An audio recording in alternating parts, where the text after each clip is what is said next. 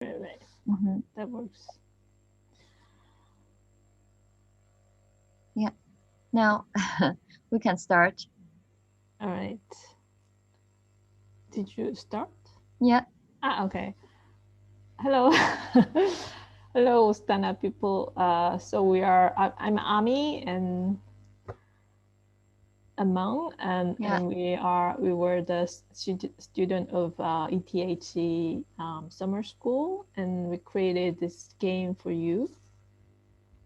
Mom, maybe you can explain the layout, how to Yeah. play this Yeah. code. Okay. So this is a board game that are used to find your networks and resources to make your community to become more resilient. It means that you're not you're more stable when you're facing some future changings of the environment.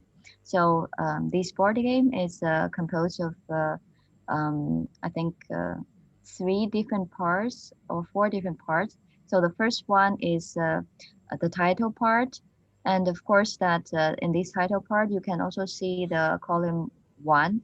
That is the place that you will choose the topic of your game. So for example, for this one, you can think about how you deal with the food or the recycling of the food. And and for the left side is the role the rows columns that is you can select and find are the stakeholders for all the networking that that is related with food. Yeah. So, and then in the middle, you can see there are different circles. So different circles, it means that from Ostana very center to more and more larger areas that will the different stakeholders that will located in and will have the connection with these core communities. And then you can see from the very left side that there are two columns. So the this is are the resource card is when you build a networking, you will also attach the related resources on the line to indicate it that what are the resources related with this network. So in this way, we can kind of build up a network that will help us to understanding how this resource is organized in our community and how we can organize this networking to make this environment or to make this community to deal with different kind of challenges. So now Ami and me, we will show you a demo to step by step to see how we can use this board game to discover some interesting thing. Okay, let's start. Yeah, so basically we started with food because it's a kind of very easy to understand and important topic. And we started to kind of map up who are already the players in this system. And we started place like restaurant owner, like farmers and residents, and mayor, and etc. And then we started to what are the existing kind of relations. So for example, farmer provide produce to restaurant owner, and the restaurant owner gives a kind of payment back, and also with others. And then we also started to think about also how the food waste works. So for example,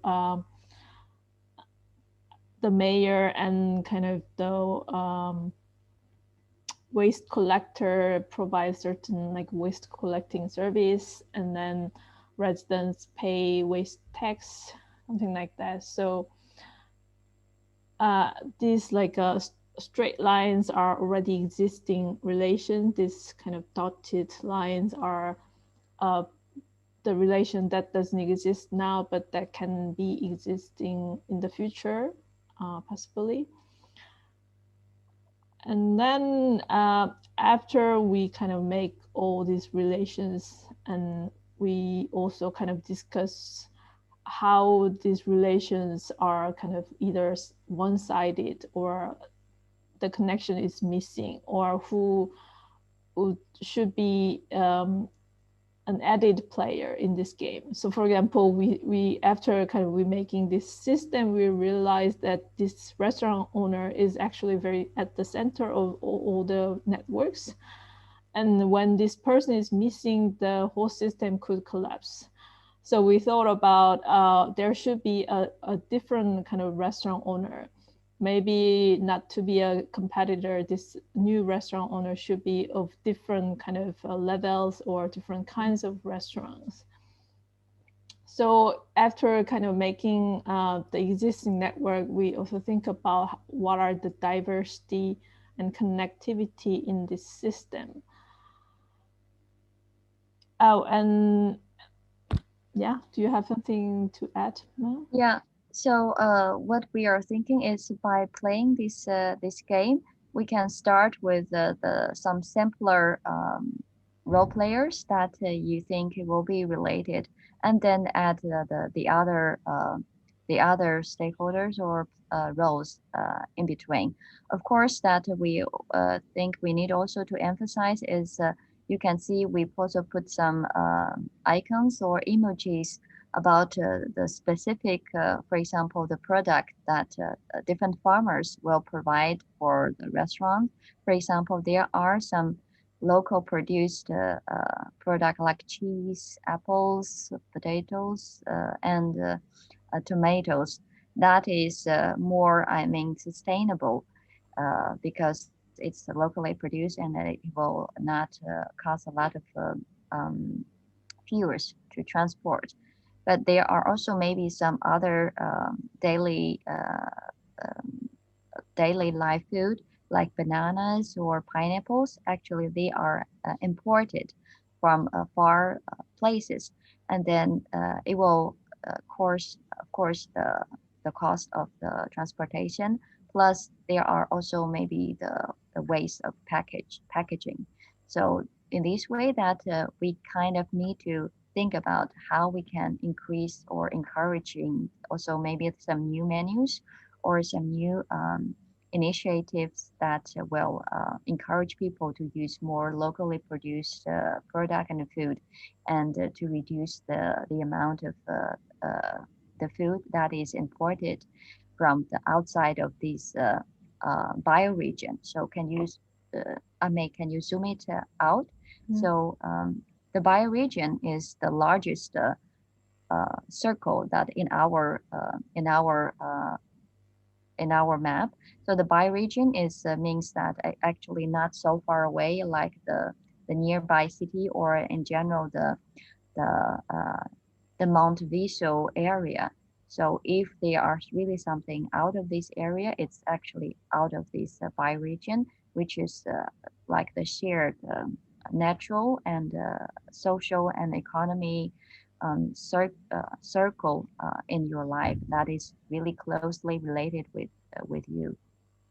So I think in this way that you can really think that what are the networkings inside and what are the networks outside. So we are trying to think about both increasing the inside networking and outside networking to make this system become more connected and become more diverse. So it means that not only one person like um, like the restaurant owners was only the center of the whole networking. We are trying to decentralize the people that they are kind of interconnected with each other. So if you find that your current networking is really have this very centralized thing, then the key is that to think about what are the potential networkings to increase to make this system become more connected. Yeah, and the important thing about this game is not to compete. It's more like a conversation starter and a way to reflect and kind of brainstorm. And also the reason why we put, for example, non-human actors is that we often just take for granted something that we are provided by the nature, but then we don't really think about what we can give back to the nature. So Mm-hmm. Yeah, so we can also think about how we can kind of involve these non-human actors within the game. Mm-hmm. Yeah. Another aspect is that while we were developing this game, we got a feedback that there's no kind of villain or realistic barrier aspect in this game. So we kind of try to play this game in a different kind of topic area. For example, uh, gentrification in the town. But then we actually basic rule was the same, but then we didn't with the resource card, we actually kind of think of a negative kind of resource or negative impact that we are exchanging with other stakeholders. Mm-hmm. So that actually kind of gives the negative how we can kind of turn around this negative impact and think more positively how we make more positive relations with others. Mm-hmm. Yes. Yes, I think that I may say that it's very important to both think about what are the future risk, which is maybe the negative factors for make this networking or make on this topic, and both think about the positive networking as like the solutions to deal with these risks. So in this way that you can see that you can use also the stick notes to think about what are the possible solutions. For example, new business mode or their mayor and local people to disperse the community ethicals to peoples from the city, or to make more personal relationship, or make the city people as a stakeholders to kind of reduce the side effect or negative effect from the gentrification, or to really build some high-end like high-end holiday housing, but let it opening, or nobody living there for the most of the time, and well not so, also um, not help the local development in the long term. So both think that what will take effect or solve the short term problem, and think about what will take the effect in the long term, to really build the view from positive, negative, and short term, long term. So we hope that in this way you can really think about what are uh, the way that you can work together and to collaborate together to make this place better. Of course, the topic is these two topics like food or gentrification are just examples. You can feel free to choose whatever you are interested in your place. Yeah, and it's also you can we just made it in virtually, but you can make it in if you have a big wall in your place or Yeah, your community center. You can just work with line tape and post-its, and then yeah, leave it for some time, and then some new people come and play add to the game, so it can be a kind of group activity. mm-hmm. Yeah, hope Yeah, hope you can enjoy. yeah, yeah. Yeah. So I think also the tips is be creative, that use whatever at your hand. For example, as I may say that it can be both a digital version and also a printed version. And for also for the stakeholders or for the role in this network, that you can use also some maybe small figures that at your hand to instead of the emoji. So because we are using it just because it's very convenient for us to work online in this way. So feel free to try different ways, and we are also looking forward to your feedback, because it's just a idea, so it's not like the final project. And feel free to say that what can be improved when you play with it. Right. Yeah. maybe you can cut. Okay, yeah. Right.